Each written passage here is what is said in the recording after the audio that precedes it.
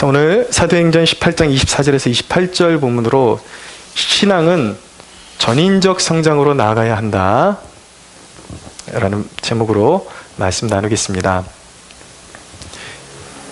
예, 여러분 이전에 제가 탁구를 좀 배우러 다닌 적이 있습니다. 여러분들한테 제가 질문을 한 가지 드릴게요. 배운 적이 전혀 없이 자기 폼으로 탁구를 눈으로만 보고 20년을 자기 폼으로 친 사람과 전문적으로 훈련되고 메달을 딴 선수에게 1년을 집중적으로 탁구를 과외를 받는 것과 어느 쪽이 더 실력이 좋아질까요? 누가 이길까요?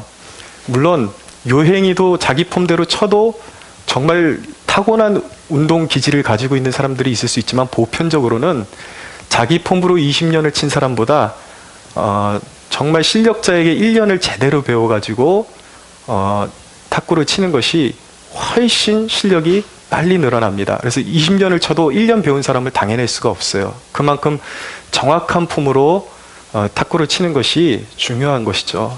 저는 그렇게 실력이 있지는 않는데 한번 이렇게 한 2달 정도 배워보니까 그 선수 출신의 코치에게 배우는데 폼은 겉에서 보면 똑같은 것 같은데 이 라켓의 각도를 어느 정도로 조절하느냐에 따라서 눈에 보일까 말까 그 미묘한 차이에 따라서 공이 얼마나 스피드 있게 날아가고 정확하게 그 방향에 꽂히는지 그것은 비교할 수 없을 만큼 차이가 많이 난다라는 것을 알 수가 있었습니다. 배움이 중요하다라는 것이죠. 신앙도 막연히 잘 모르는 상태에서 20년을 헤매는 것보다 잘 무언가 이 방향에서 영적으로 깊이 들어가 본 사람, 성경을 깊이 이해하고 영적으로 분별할 줄 아는 사람의 영적 지도를 잘 마음에 새기는 것이 훨씬 영적으로 성장하는 데 빠르다라는 것을 우리가 깨달을 수 있어야 하는 것입니다. 24절을 보니까 오늘 한 인물이 나오는데 알렉산드리아에서 난 아볼로라 하는 유대인이 있었습니다. 이 사람이 에베소에서 그리스도의 복음을 가르치고 있었는데 이 사람을 일컬어서 언변이 좋고 성경에 능통한 사람이다 라고 그렇게 성경이 말씀하고 있습니다. 성경이 특별한 지역을 앞세워서 그 사람을 소개할 때는 거기에 뭔가 강조점이 있기 때문에 그것을 앞세우는 것입니다. 알렉산드리아 출신이다. 그것은 무슨 얘기인가? 알렉산드리아는 마게도냐의 알렉산더 대왕이 애굽을 페르시아로부터 빼앗았을 때에 그것을 기념해서 주전 331년에 세운 도시였습니다. 이곳은 유대주의와 헬레니즘이 만나서 철학과 학문이 융성하고 번성한 도시였습니다. 아주 유명한 도서관이 있고 그런 학술 자료들이 당시에도 넘쳐나던 곳이 바로 알렉산드리아였습니다. 여러분, 자기가 자라난 배경 그리고 교회를 신앙생활할 때도 어느 교단에서 신앙생활했느냐, 어떤 분위기에서 신앙생활했느냐가 그 사람의 한 개인의 신앙에 아주 지대한 영향을 줄 수가 있습니다. 왜 이 사람으로 하여금 알렉산드리아 사람이라는 것을 성경이 강조하고 있는가? 아볼로라는 인물은 굉장히 뛰어난 언변을 가지고 있긴 했지만 예수님께 깊이 매료되었어요. 이 사람이 감화되었지만 이 사람이 가르치는 가르침 가운데 지나치게 지식에만 의존하는 무언가가 있었다. 머리로만 아직 이해하고 있는 그러한 뭔가 부족함이 있었다라는 것을 성경이 말씀하고 있는 것입니다. 웅변적이었어요. 지적이었어요. 그런데 오늘 말씀해 보니까 요한의 세례만 알 따름이었다라고 말씀하고 있어요. 그러니까 아볼로가 이해한 복음은 회개하고 이전의 삶을 회개하고 그리스도를 모셔야 한다는 것까지는 알아요. 그런데 그의 메시지를 가만히 듣다 보니까 변화를 주기에는 뭔가 부족한 감이 있었다라는 것을 브리스길라와 아굴라가 감지하게 된 것입니다. 아볼로에게 필요한 것은 복음을 더 정확하게 이해하고 풍성하게 적용할 수 있는 능력을 배양해야 하는 그런 과제가 그에게 있었던 것입니다. 오늘 아볼로가 이 브리스길라와 아굴라를 만나게 되면서 신앙적으로 진일보하게 되고 성장하게 되는 그러한 장면을 보면서 우리 또한 아볼로처럼 전인적으로 신앙 성장을 하려면 우리가 어떤 마음 자세와 몸가짐을 가져야 하는지 전인적인 신앙 성장을 위한 지침을 함께 나누기를 원합니다. 저와 여러분이 전인적인 신앙생활을 누리려면 첫째로 성장을 위해서는 자기 성찰이 필요합니다. 자기 성찰이 꼭 필요합니다. 회당에서 아볼로가 그리스도께 감동되어 그 예수님의 그 이름에 감동되어서 담대하게 예수님에 대해서 전했습니다. 근데 아볼로를 브리스길라와 아굴라가, 여기서 보면은 이제 브리스길라가 여인이었습니다. 그 아굴라가 남편이었고 브리스길라가 아내였습니다. 근데 전에 소개할 때는 아굴라가 이름이 앞에 왔는데 오늘 보니까 브리스길라가 앞에 와 있어요. 그리고 이후로는 계속 브리스길라가 앞에 옵니다. 이런 것을 보면은 브리스길라가 이 남자보다, 아굴라보다 더 믿음이 신실하고 어떤 영적인 리더십이 있지 않았나 하는 추측을 하게 되죠. 어쨌든 간에 브리스길라와 아굴라가 아볼로를 데려다가 오늘 말씀해 보니까 하나님의 도를, 복음을 더 정확하게 풀어주었다라고 말씀하고 있습니다. 아볼로 입장에서는 좀 당황스러웠을 것입니다. 자신이 정말 그 지적 유산이 풍성한 도시에서 태어나서 자기가 가지고 있는 그런 지적인 그런 자산들을 최대한 활용해서 예수님에 대해서 이해하고 설명했는데 갑자기 이 두 부부가 나타나서 자기에게 더 믿음의 도를 정확히 풀어주려고 하니까 마치 영적으로 도전받는 듯한 느낌을 받았을 수도 있었을 것입니다. 아마 속으로 그랬겠죠. 그동안 내가 알고 있었던 것이 정말 부족한 면이 있었단 말인가, 그런 질문을 던져보게 되었을 것입니다. 여러분, 물론 우리가 신앙생활하면서 새로운 것들을 무분별하게 열어서 오픈하고, 그리고 맹목적인 호기심을 가지고 아무 메시지나 다 받아들이고 아무런 떠도는 그런 메시지들을 우리가 받아들여야 한다는 이야기는 아닌 것입니다. 분별력이 있어야죠. 그러나 저와 여러분이 분명히 함께 공통된 분모를 가지고 있는 신앙 고백을 그 사람도 가지고 있는데, 누군가도 가지고 있는데, 나랑 똑같은 예수님을 믿고 있고 나랑 똑같은 십자가를 믿고 있는데 뭔지 모르게 그 사람을 보면 신앙이 더 견고해 보이고, 그리고 활력이 있고, 그리고 그 사람의 삶을 보니까 좋은 열매가 있는 것을 보게 될 때에 내 신앙이 무엇이 부족한지 자신을 살펴볼 수 있는 자기 성찰이 꼭 필요합니다. 내가 부족한 것이 무엇인지를 알아야 신앙이 성장할 수가 있게 되는 것입니다. 여러분, 제가 개인적으로 우리 성도들을 신앙 지도를 할 때에 여러분들에게 격려하기 위해서 정말 잘하고 계십니다 라고 말씀드릴 때가 있습니다. 그런데 그 이야기는 여러분들이 완벽하다라는 말씀이 아니에요. 여러분들이 그 위치에서 노력하는 것이 참 가상하다라는 격려를 드리는 것이죠. 그런데 필요할 때는 또 제가 그렇게 말씀드릴 때가 있습니다. 참 이 부분은 부족하고 참 많이 약한 것 같습니다 라고 그렇게 이야기할 때가 있어요. 그러니까 숨기지 않고 분명하게 말씀드릴 때가 있어요. 그러면 듣는 입장에선 그렇겠죠. 언제는 나보고 잘한다 그러더니 이제는 또 못한다 그러나, 나를 가지고 혹시 나를 가지고 노시나? 그럴 수도 있겠죠. 기분에 따라서 이럴 땐 이런 말하고 저럴 땐 저런 말을 하는 것 아닌가라는 그런 의구심이 들 수도 있을 것입니다. 그런데 여러분, 그것은 어떤 감정에 따라서 다른 말을 하는 것이 아니에요. 그것은 무엇이냐면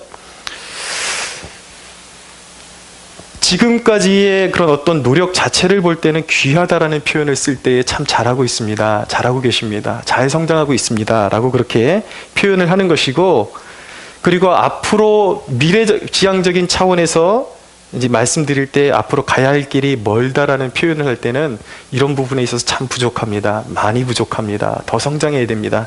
그렇게 표현하는 것이죠.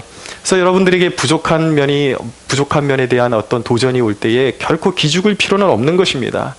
오히려 그것을 마음을 열고 자기 자신을 한번 비추어 보고 자기 성찰을 할 수 있는 기회로 삼으면 신앙이 부쩍 성장하게 되는 기회가 될 수 있다는 것을 알게 되는 것이죠. 그러나 우리 신앙 성장을 방해하는 한 가지 우리의 방해 요소는 무엇이냐면 우리 마음의 완고함이에요. 듣지 않으려고 하는 마음. 좋은 말은 잘 들으려고 하지만 섭섭한 말이나 나쁜 말은 거부하려고 그러고 내가 왜 그런 말을 들어야 되나 완고함으로 버티려고 그럴 때 그 완고함의 중심은 무엇입니까? 영적 교만이에요. 그것을 깨뜨리지 못하면 결코 성장할 수가 없게 되는 것입니다. 그래서 진정한 영적인 성장은 자기의 부족함을 진지하게 고려해 보는 자세로부터 출발한다는 것을 우리가 꼭 기억할 수 있어야 하는 것입니다. 두 번째로 전인적인 신앙 성장을 하려면은 더 온전한 것을 취하려는 자세를 가져야 합니다.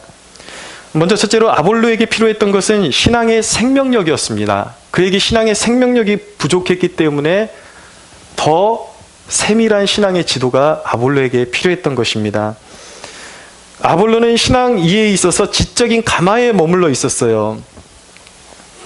복음주의 신학자들은 아볼로가 예수가 그리스도라는 사실은 이해했지만 예수님의 부활 이후에 예수님이 승천하시고 예수님께서 하늘에 오르시고 성령을 파송해 주신 부분을 놓치고 있었다라고 생각을 하고 있습니다.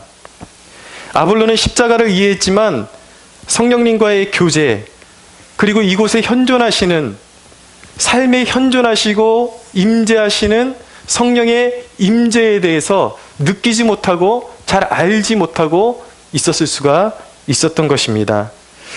여러분, 우리는 경험을 추구할 때 성경 밖의 것을 추구해서는 안 돼요. 그러나 성경 전체를 볼 수 있는 눈이 우리에게 꼭 필요합니다.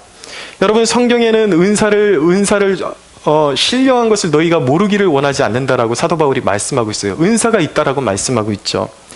또 성경의 여러 인물들을 통해서 우리가 알 수 있듯이 성령님이 우리 마음에 감동하시고 어떤 길을 인도하실 때에 어떤 우리 마음 가운데 내면의 음성을 주실 수도 있고 말씀하실 수도 있고 또 특별한 때에는 꿈으로도 말씀하시고 환상으로도 말씀하신다라는 것을 알 수가 있죠.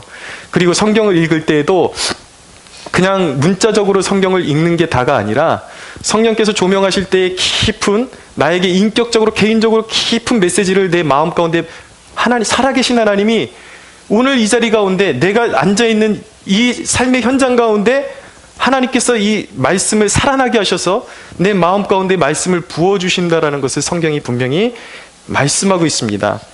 그런데도 불구하고 어떤 자기가 자라온 신앙적인 배경 또는 어떤 자기가 추구하는 신학의 틀 안에 갇혀서 이런 살아있는 성령의 역사를 부인하는 것은 결국은 지적인 오만에 갇혀서 자기의 성장을 가로막는 요인이 될 수 있다는 것을 우리가 깨달아야 하는 거예요. 그래서 우리가 항상 신앙생활할 때에 살아계신 성령 하나님과 교제하고 성령의 인도하심을 받는 것을 추구하고 살아있는 하나님의 임재를 우리는 추구하는 신앙을 가져야 하는 것입니다. 역으로 어떤 신앙을 가진 사람들이 있냐면 경험에만 의존하는 사람들이 있어요.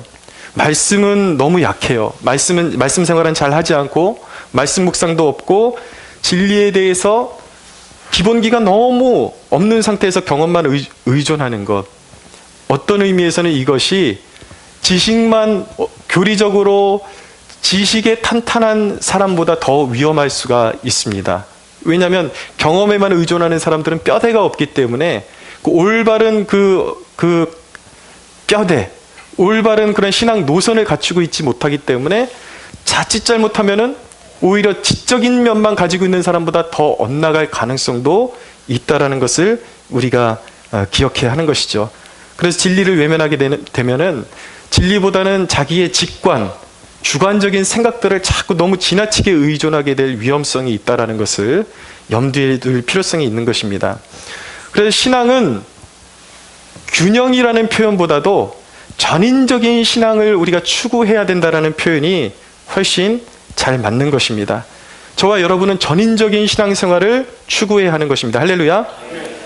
전인적인 신앙생활이라는 것은 그런 것입니다. 진리를 추구하고 탄탄한 교리를 가지고 있고 그리고 거기다가 경험을 조금 추구하는 그런 신앙을 이야기하는 것이 아니라 아주 탄탄한 진리를 가지고 있어야 돼요. 탄탄한 기독교적인 뼈대, 교리를 가지고 있는데 삶의 현장 가운데 그 진리가 경험되어지는 것. 우리가 예수 그리스도의 십자가와 부활의 복음이 성경을 읽고 그리고 깨닫는 지식에만 머무르는 것이 아니라 그것이 우리의 삶 가운데 삶의 현장에서 경험되어지도록 하는 신앙이, 경험되어지는 신앙이 우리에게 중요하다라는 것입니다.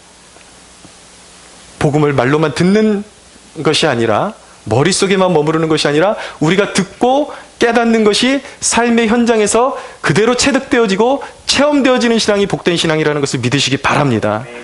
그런 신앙을 추구하셔야 돼요. 여러분, 그래서 신앙은 고뇌가 아닌 것입니다. 신앙은요, 주님을 알아가는 기쁨이에요. 그것은 지적인 만족을 먼저 누리고 그리고 영적인 자유와 기쁨을 아울러서 누리게 되는 것입니다. 경험적인 만족, 지적인 충만한 만족과 경험적인 만족이 함께 가고 함께 움직일 때에 우리의 신앙은 너무나도 풍성하게 되고 하나님이 주시는 영적인 자유와 기쁨을 이 땅 가운데서 받아 누리게 되는 것입니다. 두 번째로 아볼로에게 필요했던 것은 복음에 대한 더 깊은 이해였어요. 아볼로가 알았던 것이 요한의 세례까지였다라는 대목에 우리가 좀 더 주의할 필요성이 있습니다. 아볼로는 요한의 세례라는 것은 무엇입니까? 요한의 세례는 물 세례예요. 요한의 세례는 회개의 세례예요. 회개하라. 그래서 여러분, 아볼로의 그런 선포, 아볼로의 설교의 방점이 어디에 주로 맞춰져 있는 것을 우리가 예측할 수 있냐면 회개에 맞춰져 있었을 것이다라는 것을 우리가 알 수가 있는 것입니다. 맞는 거예요. 회개 자체, 회개해야 된다라고 외치는 것은 맞는 거지만 아볼로에게 있어서 문제는 무엇이냐면 상대적으로 은혜가 무엇인지 간과했을 수 있다라는 것입니다. 회개는 외치는데 맞는 거예요. 회개하라는 메시지는 맞는 것이지만 그렇지만 회개의 메시지에 머물러 있고 하나님께서 그리스도를 통해서 이루신 은혜, 그 십자가의 은혜가 무엇인지, 그 부활의 은혜가 무엇인지 그것을 간과하면 신앙에 적지 않은 문제가 생기게 됩니다. 여러분, 죄에는 대가가 있습니다, 분명히. 그런데 죄에는 대가가 있고 심판을 불러오죠. 그런데 죄의 대가가 있고 심판이 있다라는 사실, 그리고 우리가 하나님의 의를 추구해야 한다는 그 사실까지만 알면 어떻게 되는가?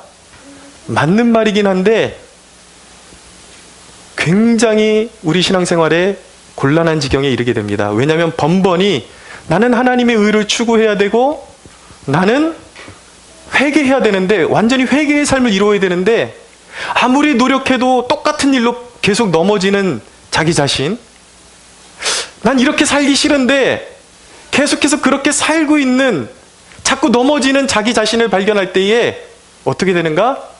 결국은 자기 자신에게 실망하고 자신은 하나님이 원하시는 회개의 삶을 온전히 살 수 없다라는 것을 발견하게 되면서 그것이 극단적으로 가게 되면 어디까지 가게 되는가?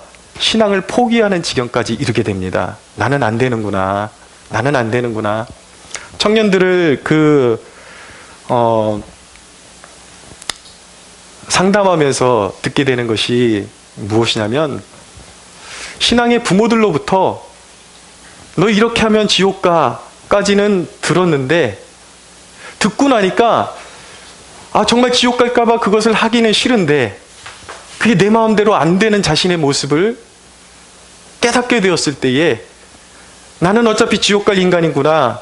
그래서 결국은 나는 어차피 하나님 앞에 나는 받아들여질 수 없는 사람이구나라고 자신이 그렇게 생각하게 되고 결국은 교회를 멀리하게 되고 신앙에서 떠나가게 되는 그러한 일까지 하게 되었다라는 그러한 간증들을, 그러한 고백들을 심심치 않게 듣게 됩니다. 문제는 뭐예요? 회개해야 된다는 건 맞지만 인간이 진정한 회개를 이루기 위해서 어떻게 해야 되고, 그리고 하나님 앞에 우리가 서기 위해서는 하나님이 우리에게 부어주신 은혜가 뭔지는 가르쳐주지 않으면 하나님을 두려움의 존재로만 알게 되고 하나님의 곁을 자꾸 떠나게 되는 것입니다. 더 멀어지게 되는 것입니다. 여러분, 복음의 기쁜 소식이 무엇입니까? 왜 복음이 복음입니까? 왜 복음을 기쁜 소식이라고 하죠? 굿 뉴스라고 하는 것이죠.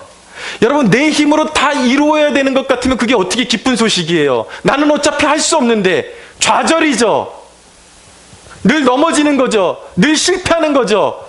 하나님이 너희가 알아서 회개하고 너희가 내가 만족할 만큼 깨끗해져서 와야지 구원해 주겠다 그러면 그건 복음이 아니죠. 그건 좌절인 것입니다. 왜냐하면 우리는 하나님이 원하시는 만큼까지 깨끗해질 수 있는 존재들이 아니기 때문입니다. 근데 복음이 왜 복음이에요? 내 힘으로 아무리 죄를 씻어보려고 노력해도 씻어지지 않는 죄를 내 노력이 아닌 그리스도의 보혈의 의를 믿는 자마다 용서받는다는 것 때문에 복음이 복음인 것입니다. 여러분, 그리스도의 십자가의 의미는 무엇입니까? 그 십자가는 내 죄를 위한 거예요. 내가 씻을 수 없는, 내 스스로 씻을 수 없는 죄를 대신하는 십자가인 것입니다. 테텔레스타이, 값을 다 지불했다라는 거예요. 주님이 저와 여러분들이 감당해야 될 죄값을 십자가에서 다 지불하셨습니다. 할렐루야. 이것이 복음이에요. 예수 그리스도는 그분 자신이 하나님의 의예요.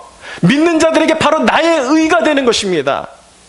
내가 노력해서 하나님께 받아들여지는 것이 아니라 나는 할 수 없기 때문에 나를 대신해서 죄값을 지시고 모든 것을 이루신 나를 위한 희생제물이 되신 예수 그리스도를 믿을 때에 예수 그리스도의 완전한 의가 나의 의가 되는 것입니다.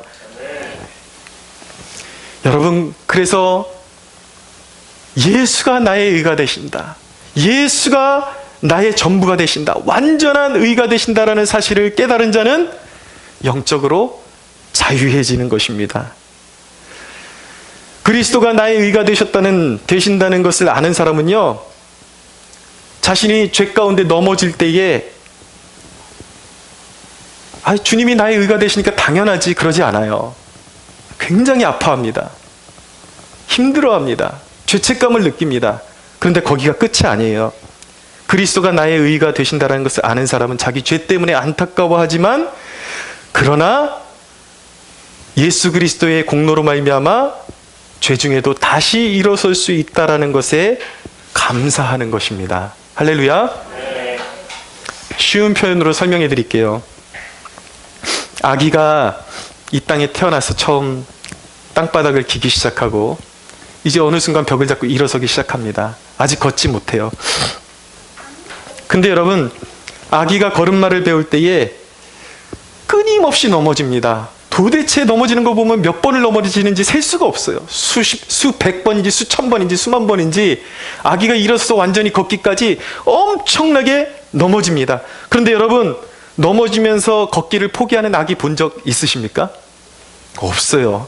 왜 아기가 넘어지는 것을 반복하면서 기어코 걷고야 마는 까닭이 무엇인지 아십니까?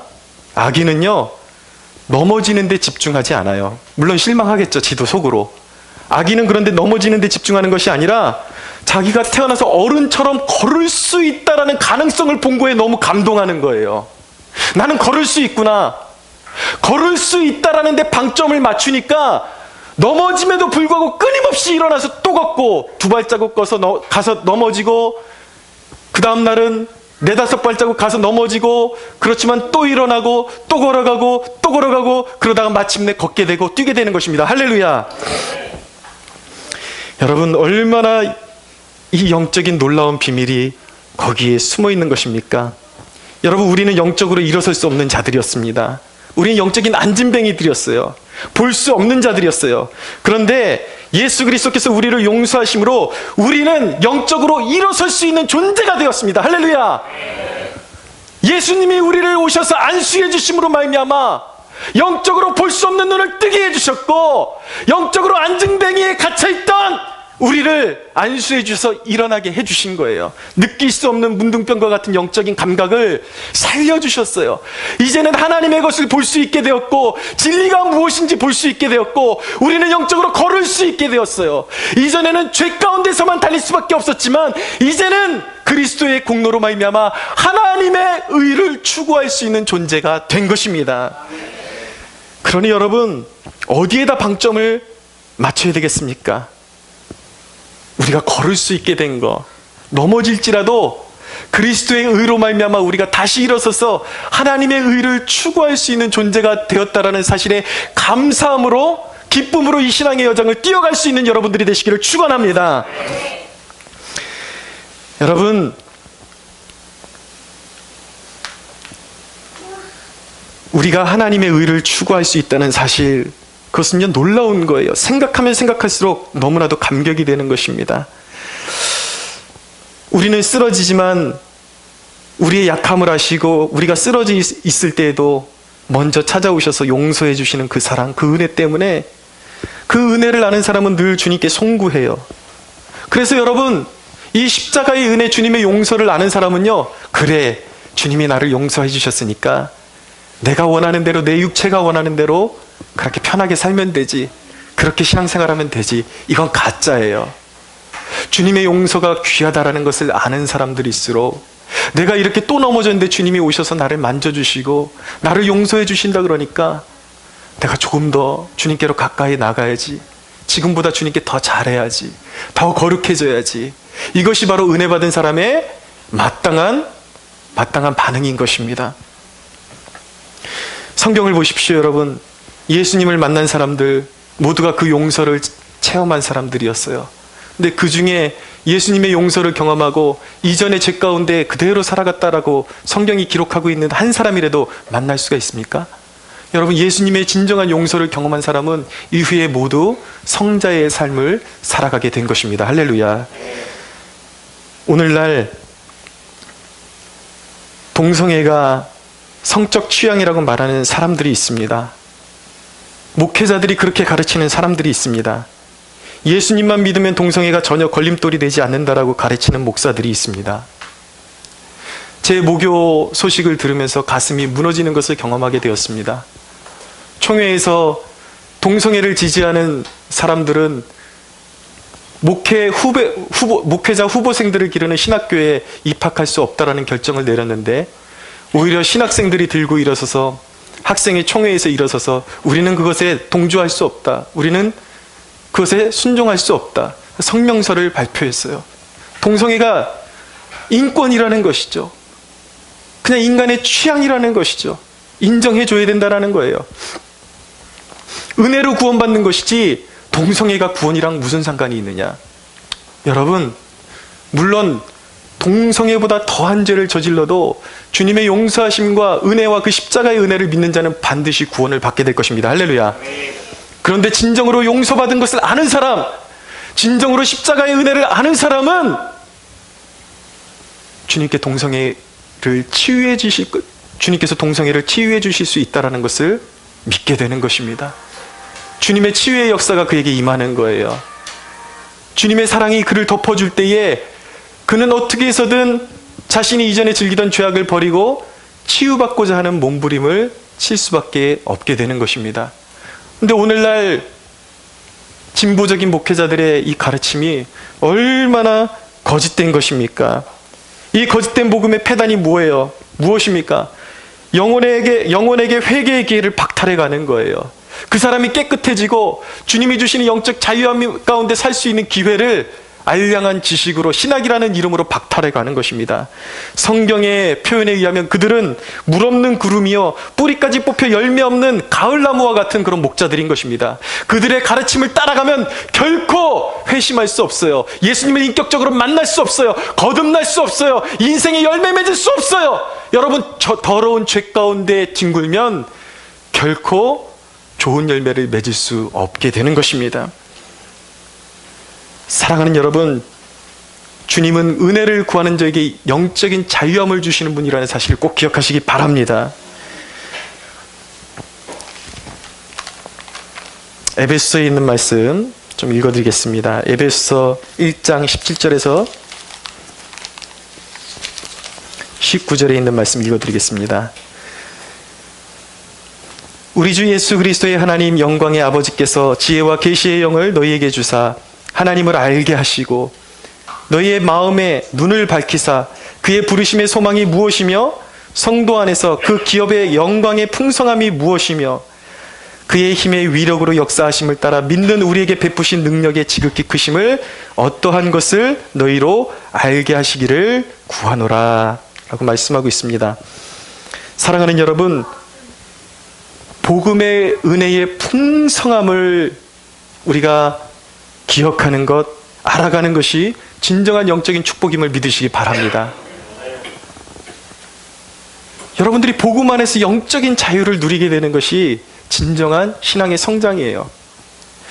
주님이 나를 용서하시고 주님의 은혜가 내 죄보다 더 크다라는 것을 알고 그것을 알게 될 때에 신앙의 무한한 바다로 나아가서 넓은 태양을 바라보고 꿈을 펼쳐야 될 그리스도인들이 매일매일의 자기의 그런 연약함 때문에 넘어지고 내가 과연 구원받을 수 있을까?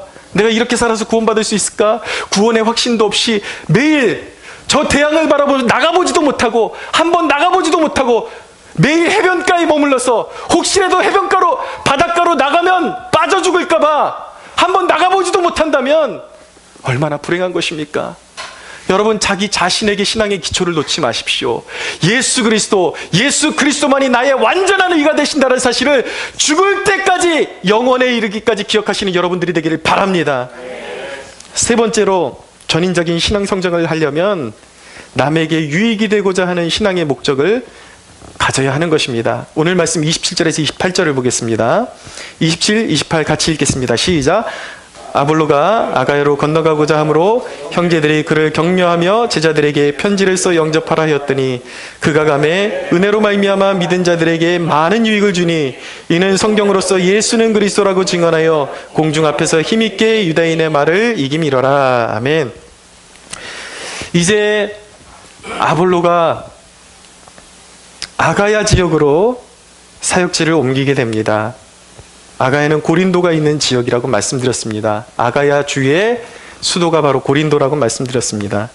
근데 아가야 지역으로 아볼로가 건너갈 때에 형제들이 그를 격려하면서 편지를 써주었다라고 말씀하고 있어요. 추천서를 써줬다라는 말씀입니다.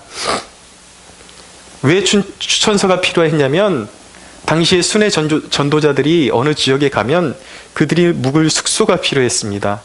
그리고 복음을 가르치면서 생활비를 전담해 줄 그런 섬김이 필요했습니다. 재정적인 필요, 그리고 다른 사역에 필요한 것들이 있으면 순회 전도자들이 가는 그 교회에서 그것들을 잘 담당을 해줘야 이 전도자들이 복음을 담대하게 증거할 수가 있었기 때문에 형제들이 추천서를 써줬다라는 것은 이 사람은 믿고 이 사람으로부터 가르침을 받아도 좋다라는 그런 확증을 해주었다라는 것을 이야기하고 있는 것입니다. 형제들이 아볼로의 탁월함을 보았습니다. 그런데 여러분, 그 아볼로의 탁월함을 보고 질투한 것이 아니라 그의 탁월한 가르치는 은사를 잘 펼칠 수 있도록 형제들이 힘을 모아서 길을 열어주었다라는 대목, 이것이 우리에게 영적으로 중요한 교훈을 주는 것입니다. 우리가 사촌이 땅을 사면 배가 아프다라는 속담이 있죠. 옆에 있는 사람이 좀 뛰어나면 눈 뜨고 못 보는 그런 질투심 많은 그리스도인들도 있습니다. 그런데 여러분, 하나님의 나라는 그런 것이 아닙니다. 오히려 나보다 뛰어난 사람이 있으면 그 사람의 앞길을 더욱더 열어주기 위해서, 나보다 더 큰 일을 할 만한 사람들이 있으면 작은 일이라 할지라도 나의 것을 사용하고 섬겨서 그 사람의 길을 열어줄 수 있는 것, 나의 친구의 길을 열어줄 수 있고 나의 동료의 길을 열어줄 수 있는 마음을 갖는 것, 그것이 바로 그리스도인들의 마음이 되어야 하는 것입니다. 오늘 말씀해 보니까 아볼로가 고린도 교회에 많은 유익을 주었음을 알 수가 있습니다. 그리스도인이 존재하는 이유는 믿음 안에서 공동체에 소망을 주는 것이에요. 그것이 우리가 존재하는 이유인 것입니다. 여러분, 그리스도인의 신앙의 목적, 서로에게 유익을 끼치기 위해서 존재하는 것입니다. 여러분, 우리가 그렇기 때문에 서로에게 힘을 북돋아주고 용기를 북돋아줄 수 있는 것이 아니면, 덕을 세우는 것이 아니면 절제할 수가 있어야 하는 것입니다. 말 한마디를 하더라도 부정적인 소리를 하게 되면 옆에 있는 동료가 의욕을 잃어버리게 되는 것입니다. 물론 문제를 진단하기 위해서 우리가 가끔은 비판해야 되고 비평해야 될 때가 있지만, 그런 문제를 진단하는 것조차도 문제를 드러내고 까발리기 위해서 문제를 드러내는 것이 아니라 치유하고 그것 가운데서 우리에게 당면한 문제 가운데서 소망을 발견하기 위해서 우리가 문제를 진단하는 것이지, 문제를 위한 문제 진단, 비판을 위한 비판은 결코 그리스도인에게 어울리는 옷이 아니라는 것을 성경이 말씀하고 있는 것입니다. 우리가 신앙생활할 때에 그것을 기억할 수 있어야 돼요. 내가 주어진 자리에서 어떤 말을 하는 것이, 그리고 어떤 행동을 취하는 것이 과연 형제들에게 유익을 주는 것일까를 생각하면요, 내 생각의 기준치를 그렇게 바꾸기 시작하면 비로소 하나님의 마음을 점점 더 깊이 알아가게 됩니다. 그래서 우리의 인격 가운데 성숙한 열매들이 맺혀지게 돼요. 성령의 열매가 맺혀지게 되는 것입니다. 할렐루야. 지난주에 우리 사모님이 카톡을 하나를 받았어요.